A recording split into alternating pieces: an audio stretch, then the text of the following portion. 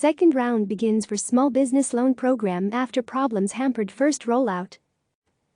Washington. The race is on for small business owners across the country to access billions in emergency funding Monday through the Small Business Administration.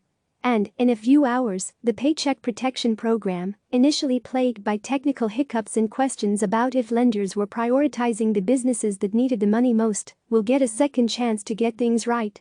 Bottom line, this has always been a balancing act between perfection and getting billions out the door in enough time to actually keep a small business open.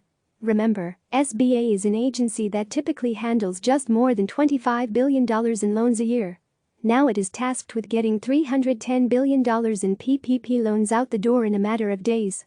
How long will the money last?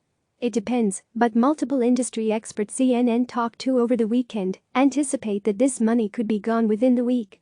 Last time, it took 13 days, but banks have a much longer queue of customers this round. If I were betting, I would guess the money is gone in 2.5 or 3 days, one industry expert estimated. Outstanding issues as PPP relaunches, Congress, the administration and industry are all still reckoning with the fallout from the lending of the last pot of money. Among the key issues: how lenders made decisions about which clients got money first, and whether some of the publicly traded companies that applied and received millions in loans should have been eligible in the first place. Yes, Treasury and SBA have tried to send out additional guidance. Yes, the public glare of negative headlines can make a business stop and think twice before applying for this money. But Congress did not make changes to the eligibility requirements here. A lot of applications are already in the pipeline, and the loans are going to go fast. Industry is making it clear. There are millions of eligible businesses, and not everyone is going to get PPP funding.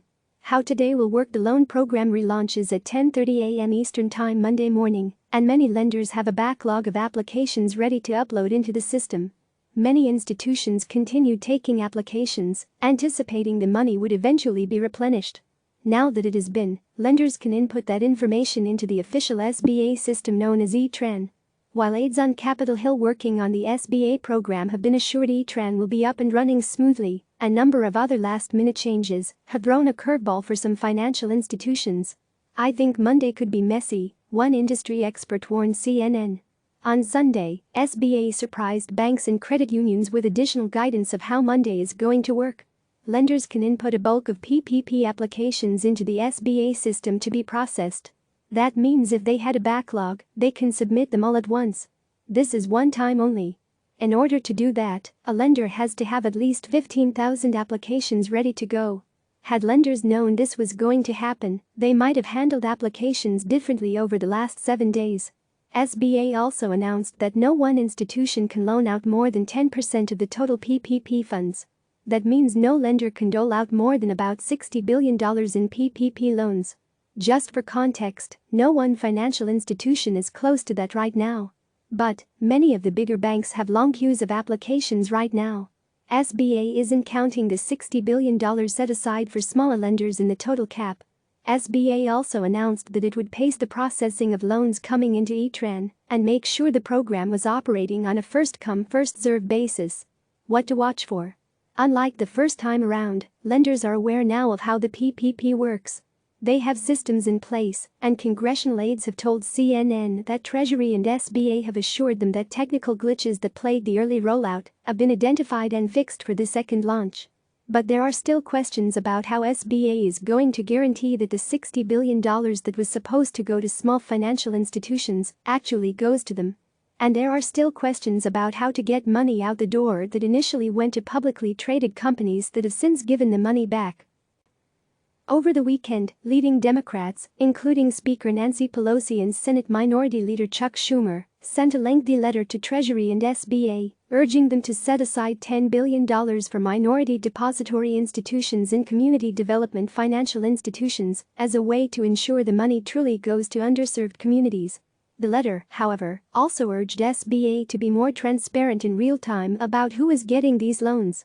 Remember, we might be able to see some of the public companies that are getting these loans, but lawmakers have grown frustrated that SBA isn't providing more updated lists on all the companies getting this money. The other big item to watch is who gets this money the second time around. There was a lot of negative publicity for publicly traded companies that received this money, and Treasury has since fired warning shots that companies that apply for the SBA money better be able to prove they have a legitimate need for it. Senator Marco Rubio, R. Florida, the chairman of the Senate Small Business Committee, has also threatened to investigate. But there isn't anything in the legislation President Donald Trump signed Friday that bars publicly traded companies from being eligible if they meet the other requirements. Does the scrutiny make better-known businesses think again before applying? We'll see. What happens when the money runs out? It all depends. All eyes are on whether Congress will actually return on May 4th. There are plenty of members hungry to get back to the Capitol and send a message to constituents that they are hard at work amid a pandemic. But they have to balance that with public health warnings and the advice of medical officials at the Capitol. Senate Majority Leader Mitch McConnell has been clear that he doesn't want to have another fight over stimulus funding until Congress returns, but the SBA's loan programs are seen as the backbone to the program, and if the money runs dry in a matter of days and Congress is kept away from Washington again, pressure will build to take action. So what is going on with the next stimulus? Again, not much yet.